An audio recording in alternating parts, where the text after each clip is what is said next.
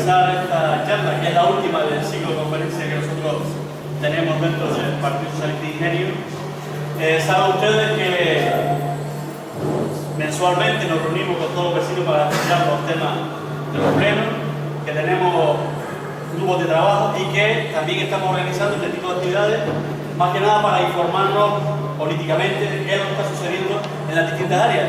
El mes pasado estuvo Pilar Grande tratando el tema de la sanidad, habrá que amarrarse bien los pantalones, y agradecerle a ustedes la presencia y especialmente a Juan Fernando, porque tiene una agenda bastante fastidiada y ha hecho todo lo posible para estar hoy con nosotros.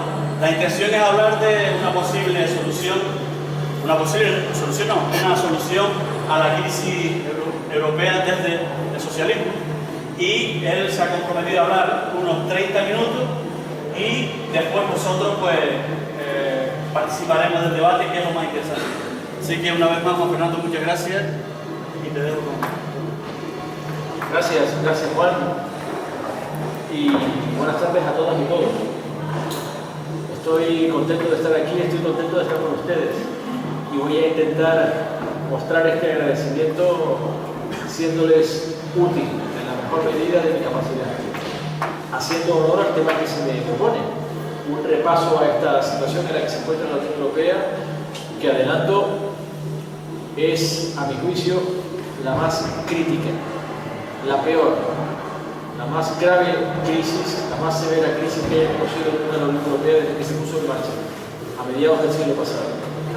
Voy a hacerlo de forma sencilla y accesible, voy a intentar explicarlo de forma directa, voy a intentar dar mi versión, la versión del relato de lo que está pasando, que hacemos los socialistas en el Parlamento Europeo, en confrontación muy frontal con la versión y el relato que están practicando los gobiernos de la mayoría conservadora que ha estado al frente de la crisis desde el primer minuto y que evidentemente no nos está sacando de la crisis, no está mejorando la salud del paciente.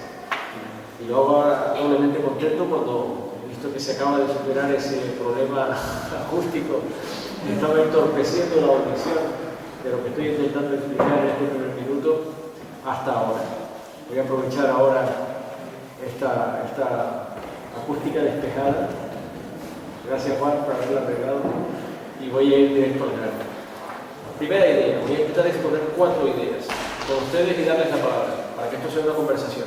Me aprecio muchísimo estar aquí en el centro de García Lorca, estar aquí en Ingenio, lo agradezco muchísimo a quienes me lo han ofrecido. Cada vez que adquiero un compromiso lo cumplo. Me dije a Juan que contaba conmigo para esta actividad, me siento orgulloso de poderla compartir con ustedes y muy honrado que ustedes estén probando un rato de este viernes en que hace un tiempo espléndido afuera, espléndido.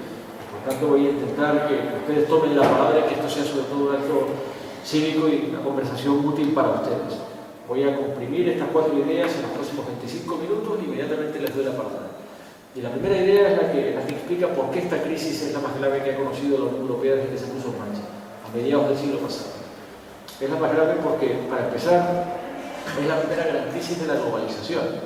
El mundo ahora es global, nunca antes lo fue, pero ahora lo es, y hay que saberlo. Esto tiene consecuencias reales. Nada de lo que sucede en ninguna parte del mundo nos es ajeno. Se ha hablado mucho de la comparación de esta crisis con una que hubo en el primer tercio del siglo XX, la crisis del 29, seguro que han oído hablar, pero en el 29 del siglo pasado el mundo no estaba globalizado, de modo que la crisis no recorrió todo el planeta. Esta en su origen fue una crisis global y fue la crisis de lo que se ha denominado la economía financiera, la crisis de la economía financiera global. Y la economía financiera consiste en que la actividad especulativa, el dinero que juega a crear dinero en la imaginación, dinero virtual que no tiene ningún referente real en la producción de bienes y servicios, que es la satisfacción de las necesidades de la gente, que es la justificación de la actividad económica. El dinero se dedica a crear dinero en la imaginación, dinero virtual, dinero en la pizarra de un ordenador completamente desvinculado de la producción real de bienes, servicios que mejoren la vida de la gente. Hay un momento, a finales de los años 80, en que la generación de dinero se divorcia por completo de la generación de bienes y servicios, de la producción de bienes y servicios que mejora en realidad la vida de la gente. Y sucede que ese dinero empieza a generar apuntes contables que crecen por encima de la producción de bienes y servicios, hasta 50 veces por encima. Es lo que llamamos la burbuja financiera. Y cuando la burbuja financiera finalmente estalla en la cabeza de la gente vulnerable, de mucha gente que había confiado sus ahorros a esa actividad especulativa, entre ellos muchísimos de todos nosotros, que habíamos invertido nuestros ahorros comprando viviendas, pensando que las viviendas se revalorizaban. Mucha gente renunció a ahorrar, pensando que ahorrar no tenía ningún sentido, que era mejor endeudarse que ahorrar. Si tengo 10.000 euros ahorrados, ¿para qué? Lo que hago es endeudarme por 50.000 o por 100.000 euros o por 150.000 euros. Con el banco me compro una casa porque esa casa dentro de un año, pensaba mucha gente, valdrá 200.000 euros o 300.000. Llega un momento en que esa burbuja estalla y estalla en la cabeza de los más vulnerables. La casa que habían comprado no valía 300.000 euros, pero la deuda que hemos contraído con los bancos, esa deuda sí es real. Esa deuda no es imaginaria, esa deuda no es virtual, no está en un ordenador, esa deuda sí es real. Y eso le ha pasado a millones de personas vulnerables. Esa crisis financiera se originó en los Estados Unidos, pero cruzó el Atlántico y alcanzó a Europa en 2008. Por eso se ha llamado la crisis del 2008. Pero esa crisis financiera empezó inmediatamente a tener un impacto en la economía real, porque colapsó el crédito y la actividad económica funciona con crédito. Todos funcionamos con crédito. No tenemos que sentirnos culpables de eso. Nadie lleva todo el dinero que tiene encima, ¿verdad? Todos funcionamos con una tarjeta de crédito. Todos confiamos en que lo que no podemos pagar hoy lo pagaremos mañana. Es el modo en que compramos la nevera. Es el modo en que compramos el coche. No tenemos que sentirnos culpables de ello. Pero hay un momento en que la explosión de la burbuja inmobiliaria colapsa por completo el crédito y eso destruye a la economía productiva. De modo que la economía financiera se convierte en la enemiga de la economía productiva. La economía financiera no sirve para que el dinero fluya a las empresas pequeñas y medianas ni a las familias. No. Se ha vuelto contra nosotros y ha destruido por completo la economía productiva. Consecuencia real, millones de puestos de trabajo a la calle. 25 millones de puestos de trabajo en Europa. Más de 3 millones de ellos en España. Destruidos en 3 años. De modo que si en la legislatura anterior teníamos una tasa de paro que era la más baja de toda la historia de la democracia, de repente en 3 años hemos alcanzado la más alta de la historia de la democracia, por encima del 30% en Canarias. Insoportable. Más del 50% de paro juvenil. Por otro, la devastación social ha sido inmensa. El daño difícilmente reparable. Y el daño es real. Tiene rostro humano. Mucha gente está sufriendo. Pero además tiene una consecuencia política. Y es que el proyecto europeo, que es el que nos puso en marcha a un conjunto de países distintos entre sí, en su diversidad, para intentar conformar una unión con un proyecto compartido, ese proyecto está pasando también el peor momento de su historia. Y la Unión Europea ha caído en un estado de pesimismo y malestar, en el que las opiniones públicas de los Estados miembros de la Unión Europea desconfían las unas de las otras, cuando no están enfrentándose las unas con las otras. El ejemplo más extremo es el enfrentamiento de la opinión pública alemana contra Grecia y de la opinión pública griega contra Alemania. La opinión pública alemana, estimulada por los medios de comunicación, que en Alemania, como en todas partes, están hegemonizados, están muy dominados por la derecha, son medios muy conservadores, estigmatizan a Grecia, caricaturizan a Grecia como un país que no ha hecho sus deberes, un país pecador, se les llama ahora, un país pecador frente a los países virtuosos, al frente de los cuales estaría Alemania. Un país que no es capaz de ahorrar, que no es capaz de trabajar, que no es capaz de pagar impuestos, un país corrupto. Por tanto, un país que ha pecado y que merece penitencia. Penitencia infinita. Y todo el sufrimiento que se está imponiendo a Grecia es porque Grecia se lo merece. Porque Grecia no es capaz de hacer lo que hacen los alemanes, que es trabajar mucho, ser muy industriosos, pagar sus impuestos y salir adelante. Entonces, como Grecia no ha hecho sus deberes, Grecia merece castigo. Y ningún castigo es suficiente. Eso es lo contrario del proyecto europeo. Significa la primacía del egoísmo nacional con respecto de la solidaridad y la cohesión con respecto del que lo está pasando mal. Pero en Grecia la reacción es simétrica. En Grecia la reacción es, de nuevo, estigmatizar, caricaturizar a Alemania como el Cuarto Reich en relación al Tercer Reich. Sabemos de lo que estamos hablando. Como el Cuarto Reich que está intentando ganar la Tercera Guerra Mundial sin pegar un solo tiro. Con una nueva Gestapo que está imponiendo un castigo infinito a los más vulnerables, a los países que peor lo pasan. Esto no había pasado nunca en la Unión Europea. Está estimulando el populismo y las respuestas extremistas. El populismo es la nueva extrema derecha, para que todo el mundo lo entienda. La extrema derecha está sacudiendo Europa. Es una nueva forma de fascismo que ofrece respuestas muy simplonas a situaciones muy complejas. Y lo que busca es chivos expiatorios. Y el populismo está creciendo en toda Europa, estigmatizando chivos expiatorios. La nueva extrema derecha busca, ante la situación de malestar generada, busca culpables. Los inmigrantes, los musulmanes, los griegos, los portugueses, los españoles, los periféricos, los que no hacen sus deberes, los torpes de la clase, los que hacen que todos vayamos más lentos por culpa de ellos que no son capaces de sostener el ritmo. Es una situación, por tanto, grave. Primera idea, la crisis más grave que hayamos conocido nunca en la Unión Europea. Segunda idea, nada de lo que está pasando puede explicarse si no ponemos sobre la mesa con claridad que desde el primer minuto de la crisis ha sido gobernada por una abrumadora mayoría conservadora y de derechas, como no habíamos visto nunca en la historia de la Unión Europea. La Unión Europea se ha conformado los últimos 60 años, arrancó en los años 50 del siglo pasado, después de la Segunda Guerra Mundial. Y en la Unión Europea siempre había habido, como mínimo, un equilibrio entre gobiernos cristiano-demócratas, conservadores, y gobiernos socialistas y socialdemócratas progresistas.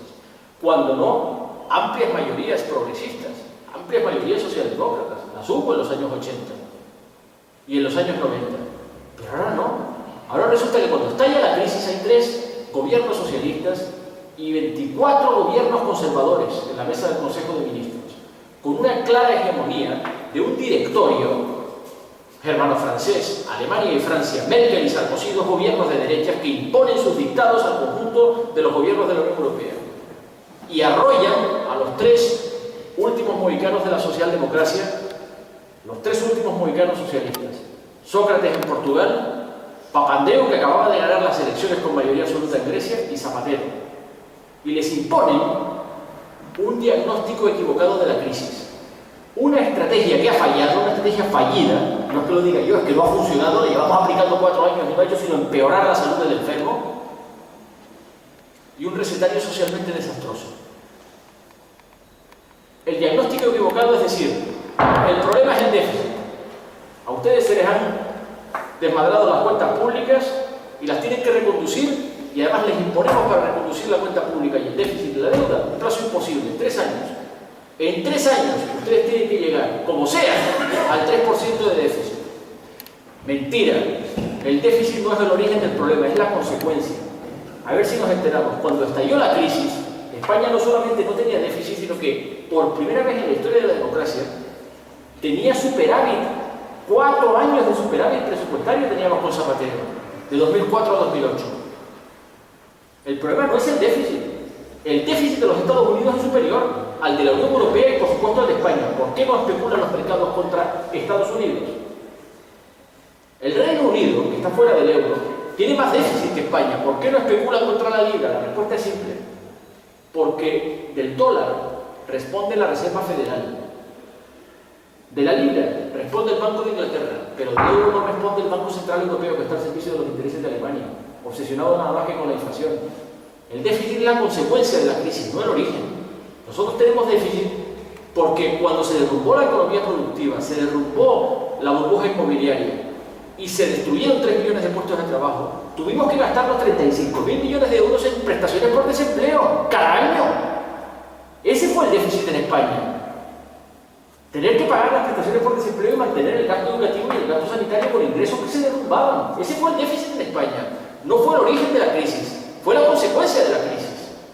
La estrategia, un desastre.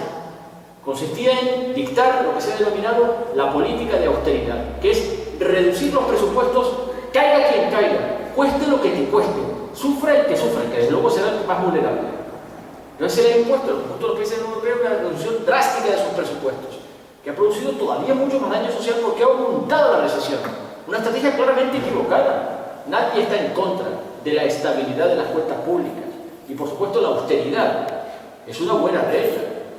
Consiste no solamente en no gastar más de lo que puedes, sino en gastar bien lo que tienes. Por tanto, no consiste solo en gastar menos, sino en gastar mejor. En todo caso, sin renunciar a cubrir lo que distingue tu modelo social. Pero ellos han llamado austeridad a lo que en realidad es un derrumbamiento de la política de cohesión y de solidaridad en la Unión Europea. Un acabose de la solidaridad y de la cohesión interna en la Unión Europea. Y la austeridad se ha ejemplificado en decirle a los países con dificultades: ¿te duele? Pues me da igual. ¿Sufre tu gente? Me da igual. ¿Está tu gente en la calle rabiando su impotencia? ¿Arde Grecia? Me da igual. ¿Están los griegos desesperados? ¿Se están suicidando? Me da igual. Tienes que reducir tus cuentas públicas. En sanidad y en educación, te cueste lo que te cueste, sufra quien sufra. Aunque tengas que quitarle el pan de la boca a tus hijos, tienes que reducir tu gasto. Eso no ha hecho sino empeorar la salud del enfermo. Y desde luego no ha, entre comillas, calmado a los mercados, que era supuestamente el objetivo. No los ha tranquilizado, por el contrario, los mercados están cada vez más excitados porque huelen la sangre. Y el ejemplo se ha puesto muchas veces. Grecia, que es un país con dificultades, ha sido culpabilizado de sus propios problemas. Y le han dicho: mira, Grecia, tienes sobrepeso, mírate, has bebido, has fumado, has vivido por encima de tus posibilidades, ahora tienes que perder 60 kilos en 6 meses, te cueste lo que te cueste. ¿Y sabes lo que voy a hacer para conseguirlo? Te voy a retirar toda la alimentación y toda la vitamina. Y te voy a impedir que comas. A los 6 meses te vuelvo a ver. Grecia no está mejor. ¿Qué va a estar mejor? Tiene un pésimo aspecto. Está al borde del fracaso multiorgánico. Porque nadie mejora si le retiras la alimentación. No solamente no es una buena manera de adelgazar, sino que te debilita la salud y las constantes vitales. Y estás peor a los 6 meses si no has probado ni bocado. Pero lo peor de todo es que Grecia, embarcada en una recesión del 6% interanual, viendo reducido sus presupuestos un 50%, y cuando le han subido y triplicado exponencialmente los tipos de interés, por mucho que se esfuerza, no llega a fin de mes. Grecia no llega a fin de mes, no porque no haya hecho sus deberes, claro que los ha hecho. Lo único que sucede, imaginémoslo, cualquiera de ustedes que esté al frente de una familia, gana 1.000 euros al mes, tiene 2 hijos en casa, una persona mayor a la que atender. Da igual que te quites de beber y fumar, da igual que apagues la luz para no consumir, da igual que renuncies a llenar de gasolina al tanque del coche, da igual. Si te suben el tipo de interés de la hipoteca y te rebajan el sueldo, no llegas a fin de mes. Y encima se la culpabiliza. Fracasas, no estás a la altura, no haces tus deberes, tienes que mejorar, tienes que progresar, sigues reduciendo presupuestos, es intolerable. Estoy diciéndolo con toda claridad. Todo esto solo se explica por una coordenada. Una abrumadora mayoría de gobiernos de derecha que han impuesto un diagnóstico equivocado de la crisis, una receta socialmente desastrosa basada en una estrategia que está fallando, la de la austeridad. No nos está sacando de la crisis, nos está empeorando. Con toda claridad. Basta ya. Y los socialistas tenemos que articular, esta es la tercera idea, una alternativa. Y la venimos construyendo con todas las dificultades de visibilidad que tiene la política europea y en particular el Parlamento Europeo en estos 3 años. La tercera idea es, por tanto, que claro que hay una receta alternativa, claro que hay una estrategia alternativa, claro que hay un diagnóstico alternativo. El diagnóstico que esto ha pasado por la desregulación financiera. Y la desregulación financiera se combate con regulación, con gobernanza económica y financiera, introduciendo responsabilidad donde ha habido irresponsabilidad y transparencia donde ha habido opacidad. En segundo lugar, la austeridad no nos está sacando de la crisis. Y la austeridad no puede consistir sencillamente en reducir los gastos, sino en equilibrarlo con ingresos bastantes para mantener el modelo social. ¿Cómo mantenemos ingresos bastantes? Pues con un nuevo pacto fiscal. Un nuevo pacto fiscal. Y el pacto fiscal no es lo que dice Merkel, reducir presupuestos, sino ingresarlo bastante para mantener tu modelo. Y esto significa introducir en toda Europa una tasa contra las transacciones financieras especulativas. Y una tasa prohibitiva, un impuesto prohibitivo contra la especulación intradía, que ha hecho un daño espantoso a las economías de la Unión Europea. Impuestos ecológicos, como recursos propios de la Unión Europea. Y eurobonos, que venimos hablando los socialistas mucho de ellos, que no significa otra cosa que una obligación compartida de financiar a los estados que participan de la moneda única de manera solidaria, lo que se denomina la mutualización de la deuda. ¿Por qué se ensañan los mercados con la deuda española? Porque sea insoportable, ¿no es verdad? Bélgica tiene el 130% de deuda pública sobre su Producto Interior Bruto y España en el origen de la crisis tenía el 32%. ¿Por qué se ensañan con nosotros? No es porque nuestra deuda sea insoportable, ha llegado ahora ya prácticamente al 80%, pero sigue 10 puntos por debajo de Alemania. Se ensañan con nosotros porque no hay una defensa de la moneda única que nos hemos dado que sea solidaria y de responsabilidades mutuas entre los estados que participan de la Unión Europea. Una defensa que impida la especulación contra los eslabones débiles en favor de los eslabones fuertes, que es lo que hemos estado soportando durante los últimos 4 años. A ver si nos enteramos. Cuando se habla de la prima de riesgo, me dejan de hablar, ¿verdad? Se está hablando del diferencial. La prima de riesgo no es otra cosa que el diferencial entre lo que tiene que pagar España para financiarse en los mercados financieros internacionales, siendo un estado de la zona euro, con respecto de lo que tiene que pagar Alemania. La prima de riesgo significa, por tanto, que España tiene que pagar el 6% de interés, o el 6,5% de interés, rayando el 7,5% de interés, mientras que Alemania se está financiando al 0% de interés. Lo que quiere decir que cuanto más pagamos nosotros, más barata le sale a Alemania su propia deuda.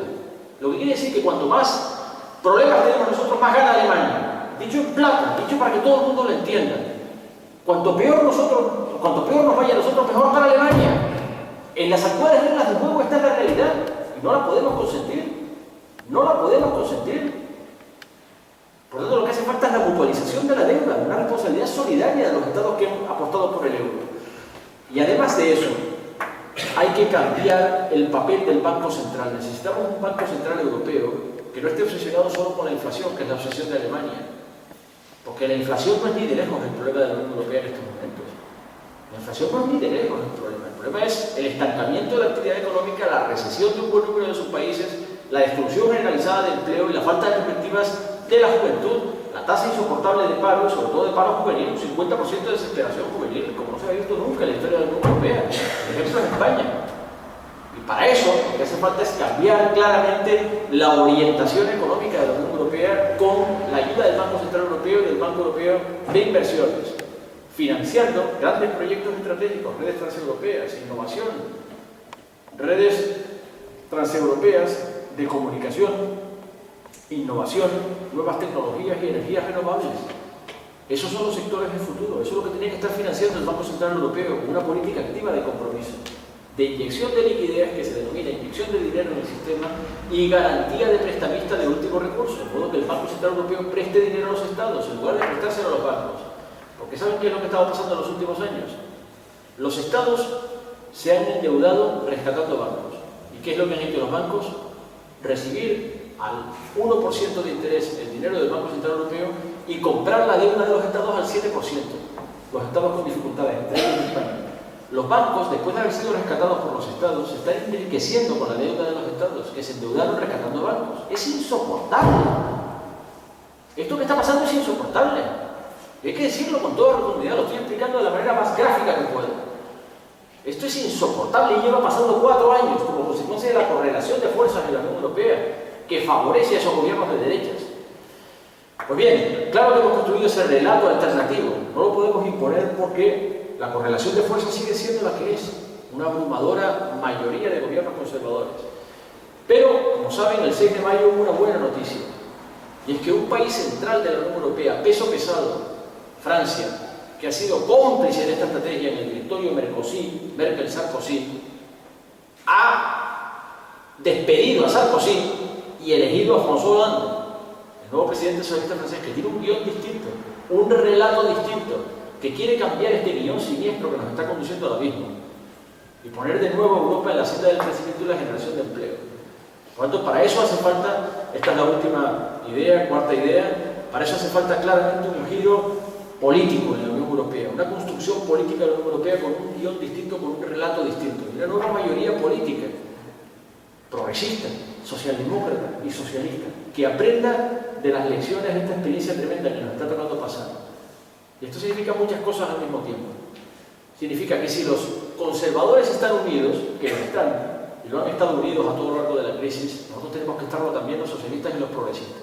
Superar las diferencias entre los laboristas británicos, los socialdemócratas alemanes, los socialistas franceses, los socialistas españoles, como los portugueses, como de los daneses, como de los finlandeses, como de los suecos, que las tenemos, y ser capaces de converger en lo que nos une y oponer un relato alternativo, una política distinta, un cambio de rumbo, un cambio de dirección y un cambio de política y de dirección política en la Unión Europea con sus protagonistas incluidos, con sus protagonistas dentro. Necesitamos cambiar a los protagonistas de esta historia y necesitamos construir un partido de los socialistas europeos fuerte, que no sea solamente una vaga asociación de partidos socialistas de los Estados miembros, con un escalón europeo de ciudadanía. Porque créanme, una lección clara de esto que nos está pasando es que hace tiempo que padecemos problemas que escapan de las capacidades de respuesta de los Estados miembros individualmente y necesitan, por el contrario, que llenemos de contenido un escalón europeo de identidad, de ciudadanía, un escalón político de ciudadanía, un escalón político de respuesta. Y con todas las dificultades que, insisto, tiene la política europea, el espacio político europeo y en particular el Parlamento Europeo, a lo largo de esta crisis hemos estado construyendo ese relato alternativo. Y tenemos que hacerlo valer en modo que cada uno haga su parte del trabajo. Estamos contentos porque François Hollande haya conseguido despedir a Sarkozy, pero ese no es el fin de la historia. No podemos confiar solo en François Hollande y descansar todo en los socialistas franceses. Sí, es esperable que también los alemanes consigan despedir a Merkel en 2013, el año que viene, pero eso tampoco nos libera a los socialistas españoles de hacer nuestra parte del trabajo, a los portugueses de hacer su parte suyo. No libera a ningún país miembro de hacer su parte del trabajo, ni a los socialistas de cada país miembro de hacer su parte del suyo.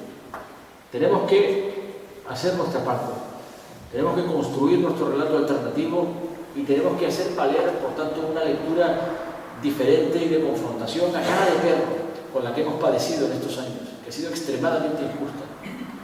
Tenemos que ser conscientes de que la consecuencia política de esta crisis ha sido una desmoralización del voto progresista como no habíamos visto nunca, a lo largo de la crisis.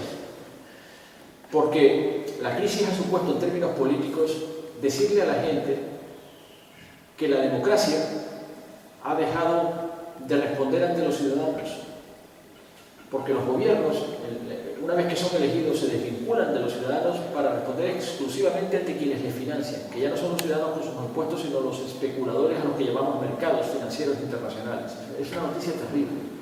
Pero esta noticia terrible no desmoraliza a los electores de derecha. Lo hemos visto en una serie de Estados miembros uno detrás de otro. Los electores de derecha se han conducido muy militarizados a lo largo de la crisis, mientras que los electores progresistas y de izquierda, los socialistas, se han desmoralizado mucho en esta crisis. Se han fragmentado, se han dividido, se han abatido, se han desmoralizado y se han abstenido, han votado muy poquito. Con lo cual, a lo largo de la crisis hemos visto la mala noticia de que los gobiernos de derecha se incrementaban en el curso de la Unión Europea. Tengo la impresión de que este maleficio puede haber empezado a romperse con la política de confrontación que ha marcado François Hollande en Francia contra Sarkozy. Mi impresión es que los socialistas griegos, que se han visto obligados a aplicar una política que les enfrentaba contra sus electores, de la mano de esa correlación de fuerzas que se les imponía desde la mayoría de derechas en el Consejo de la Unión Europea, los socialistas griegos han pagado carísimo no haber tenido una posición de confrontación con respecto de la derecha hasta el último minuto. En cambio, en Francia, en la medida en que han opuesto una política de confrontación con respecto a la derecha, han conseguido de nuevo una mayoría de gobierno. Ese es el camino, un relato alternativo, y hacerlo en todos los países de la Unión Europea, hacer nuestra construcción política de Europa en el Parlamento Europeo. Y además nos comprometemos a presentar en las elecciones del 2014, que serán las próximas elecciones al Parlamento Europeo, un candidato unitario de toda la izquierda europea a la presidencia de la Comisión, que es una forma de movilizar, una forma de identificar de manera simbólica y europea nuestra alternativa. Un candidato unitario de la izquierda a presidir la Comisión, en el caso de que seamos la primera fuerza de nuevo en el Parlamento Europeo, que no lo fuimos en 2009 en el conjunto de la Unión Europea, hay una mayoría mayoría clara de derechas como consecuencia de la baja participación, una y otra cosa están vinculadas. Por lo tanto, cambiar este guión sórdido que nos ha llevado a la peor situación de la Unión Europea está a nuestro alcance, pero de nosotros depende. Tenemos que emplearnos a fondo para conseguirlo, porque la Unión Europea ha sido unidad en la diversidad, decía su lema, y en estos últimos tiempos lo que ha estado es desunida en la adversidad, desunida ante la adversidad. La solución no es regresar a los localismos, al proteccionismo, al miedo al otro, al miedo al vecino y a la confrontación entre naciones o entre pueblos de la Unión Europea. La solución es construir políticamente otro relato, una alternativa con un contenido distinto, con una dirección política distinta. Créanme que estoy convencido de que de nosotros depende. Los socialistas europeos hemos hecho ese trabajo a lo largo de estos años, lo seguimos haciendo. Soy consciente de las dificultades de visibilidad y de audibilidad que tiene este relato alternativo, porque el espacio político europeo es embrionario y el Parlamento Europeo, que es un parlamento que les representa a ustedes, también ciudadanos indigentes, no les estoy para la duda, ciudadanos europeos que lo son ustedes de cuerpo entero y de pleno derecho, les representa plenamente. Su ciudadanía europea les pertenece tanto como la de la villa o la ciudad en la que residen, como la de la isla en la que residen, como la comunidad autónoma en la que residen, como del país del que son ciudadanos, que es España. También son ustedes ciudadanos europeos y el Parlamento Europeo les representa, pero el Parlamento Europeo no tiene un sistema de opinión pública ni remotamente comparable al que tienen los parlamentos nacionales e incluso los parlamentos autonómicos en España. No tiene medios de comunicación propios, no hay medios de comunicación europeos. Cuando todo este trabajo que estamos haciendo en el Parlamento Europeo es poco visible, lo sé, soy consciente, pero créanme que como socialista europeo me siento un combatiente de este combate que merece la pena.